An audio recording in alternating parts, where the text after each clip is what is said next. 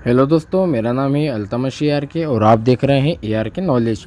तो दोस्तों, आज हम ऐसी टॉपिक के बारे में बात करेंगे जिसके बारे में तो हम हमेशा सुनते हैं और कितनी ही बार कैलेंडर में देखते तक भी हैं, मगर ये अब कब से शुरू हुआ और क्यों हुआ और कितने तरीके के होते हैं। AD, BC और हिजरी और नववर्ष क्या होता है, इतिहास में ये सब कहाँ से और कैसे आए, तो आज की वीडियो हम इसी के बारे में बात करने वाले हैं।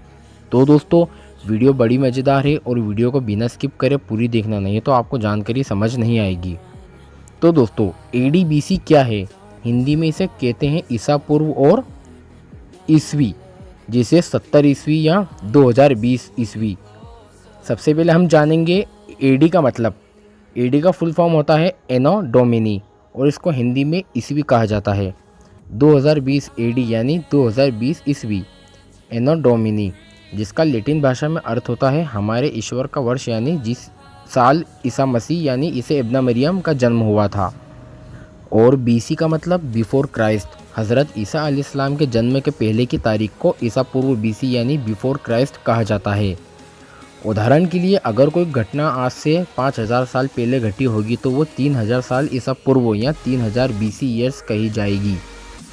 और वर्तमान में अधिक देश साल की गिनती ईसाई धर्म के प्रवर्तक ईसा अलैहिस्सलाम के जन्म की तिथि से की जाती है। यदि कोई घटना 2020 में घटी है तो वो घटना ईसा इब्न मरियम अलैहिस्सलाम के जन्म के 2020 साल बाद घटी है। अब बात करते हैं हिजरी की। इस्लाम के मुताबिक मुसलमानों को नया साल मुहर्रम की 1 तारीख को बनाया जाता है और इस्लामिक कैलेंडर के अनुसार वर्ष को हिजरी कहा जाता है और तारीखें चाँद के हिसाब से चलती है। इसलिए इस्लामिक कैलेंडर के हिसाब से अगर तारीख देखी जाती है तो मान लीजिए आज 7 सितंबर है, तो इस्लामिक कैलेंडर में इसे कहते हैं आज चांद की 7 तारीख है, और उसमें महीना भी जोड़कर कहेंगे तो कुछ ऐसा कहने में आएगा आज मुहर्रम की चांद की 7 तारीख है। इस्लामिक कैलेंडर में वर्ष को हिजरी क्यों कहा जाता है? तो दोस्तों, इसलिए वर्ष को हिजरी कहा जाता है कि आज से 1400 साल पहले मुसलमानों को आखिरी पैगंबर हज़रत मोहम्मद सल्लल्लाहु अलैहि वसल्लम अपने अनुयायियों के साथ मक्का से मदीना के लिए निकले थे, जिसे हिजरत कहा जाता है, और फिर तभी से इस हिजरी कैलेंडर की शुरुआत हुई थी। इस्लामिक कैलेंडर के अनुसार वीडियो बनाते वक्त तारीख 16 मुहर्रम 1442 हिजरी है। इसी तरह ज्यूस यहूदियों का भी अपना कैलेंडर, अपनी तारीख होती है, जिसे हिब्रू कैलेंडर कहा जाता है, और यहूदी धर्म में विश्वास रखने वाले लोग उसी के हिसाब से चलते हैं। यहूदियों का नया साल रोश हशाना को मनाया जाता है, और इस दिन विश्व के किसी भी कोने में कोई भी यहूदी रह रहा होगा तो वो अपना नया साल रोश हशाना को ही बनाएगा। रोश हशाना यहूदियों का नववर्ष और प्रमुख त्योहारों में से एक है। जीव्स स्कॉलर के मुताबिक माना जाता है कि 580 साल ईसा पूर्व यहूदियों को 157 के आसपास वर्ष हिब्रू कैलेंडर में नहीं जोड़े गए, नहीं तो आज 150 साल ज़्यादा होते।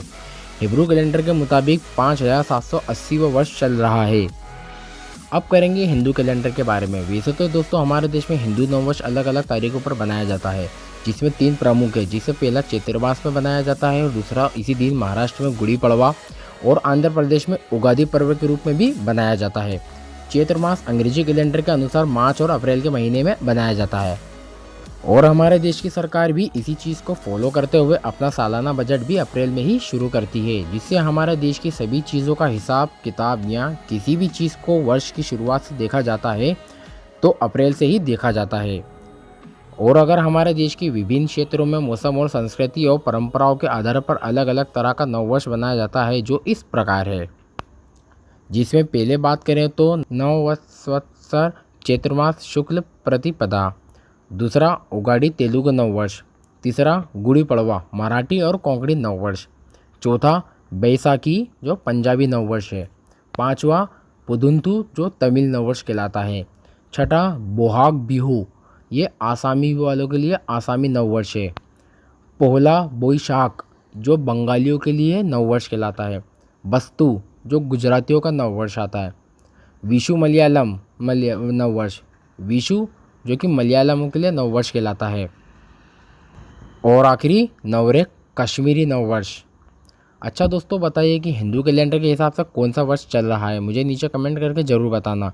और कैसी लगी ये छोटी सी जानकारी मुझे ये भी ज़रूर बताइएगा। और इसी के साथ साथ अगर मेरे चैनल पर नए हैं तो सब्सक्राइब के साथ साथ बेल आइकन का बटन भी दबा दीजिए, ताकि मेरी आने वाले वीडियो को नोटिफिकेशन आप तक आसानी से आ सके। अगर आपने सब्सक्राइब कर दिया है तो आपका दिल से शुक्रिया।